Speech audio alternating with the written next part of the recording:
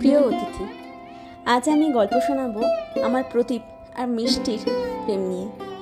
যে কোনো অনুষ্ঠানে মিষ্টি আর প্রদীপকে কিন্তু মোটে আলাদা করা যায় না।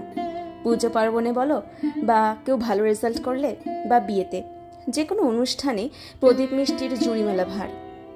আমার মতো মায়েদের মনে হয় প্রদীপ তার আলোয় তার কাছের মানুষের জীবনটা আলোকিত করে দিক, আর মিষ্টি তার জীবনকে সুন্দর সুমধুর মিষ্টিময় করে তুলুক। এই প্রদীপ মিষ্টির জুটি গত বছর কালী পুজোর সময় দেখা দিয়েছিল। এবছর দুজনে মিলে চলল বিদেশের অতিথিদের সাজাতে, তাদেরকে সুন্দর করার প্রতিশ্রুতি নিয়ে।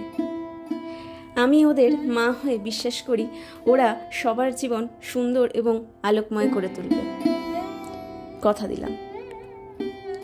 আমার এই মিষ্টি আর প্রদীপের জুটিকে তোমাদের কেমন লাগলো আমাকে অবশ্যই কমেন্ট বক্সে জানিও।